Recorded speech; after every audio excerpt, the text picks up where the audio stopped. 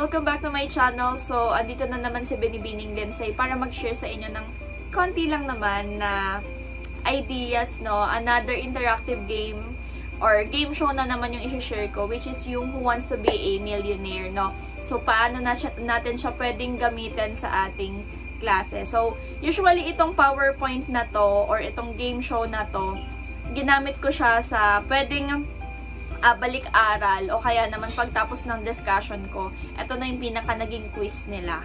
Okay? Para masaya naman at parang feeling nila naglalaro talaga sila at kaharap nila si Bossing. Yan. Pero instead na maging millionaire sila, ay maging millionaire sila sa points. Yan.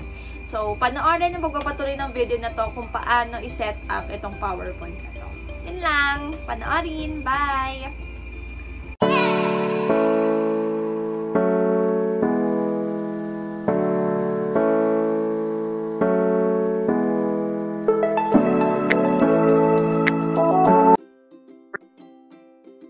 Okay, so ito yung sinasabi ko sa inyo, no, yung Who Wants to Be a Millionaire. Okay, so ito ay dinownload ko from pptvba.com. So ito ay nakita ko online, ginamit ko rin siya sa aking klase. So pwede natin siyang gamitin sa balik-aral o kaya naman pagkatapos ng lesson. Pwede siyang maging exam pero in a way ng Who Wants to Be a Millionaire. Sa akin, sa case ko, ang ginawa ko ay ginamit ko siya sa first part ng lesson ko nung balik-aral by team.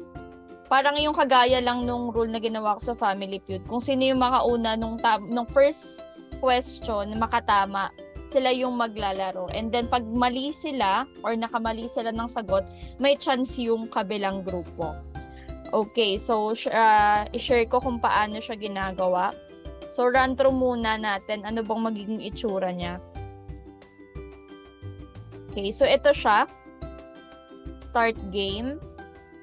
Ako, ang ginawa ko dito, nilagyan ko pala ng music, no, na pang Who Wants to Be a Millionaire bago mag-start para talagang feel na feel nila. And then dito, ito-type mo yung question. Ito yung correct answer. Dito mo siya ilalagay. Yung maling answers, yan. And then, kagaya sa Who Wants to Be a Millionaire, meron din silang mga lifeline. Yan, may 50-50, call a friend or audience. Ang cute lang kasi pag 50-50, ito yung pipindutin. Yan, mawawala yung dalawang maling sagot. And then, kapag call a friend, yan, pwede silang tumawag sa friend nila.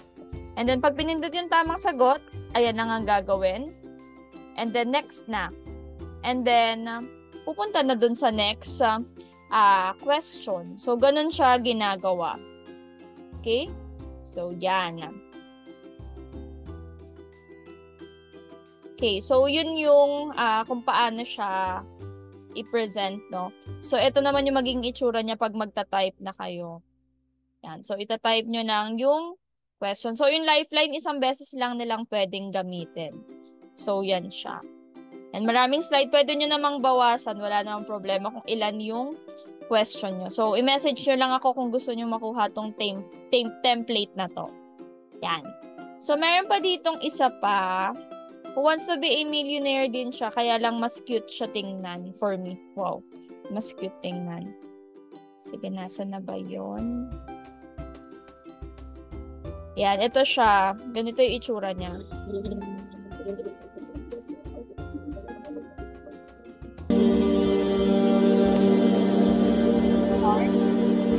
So, may levels kasi to.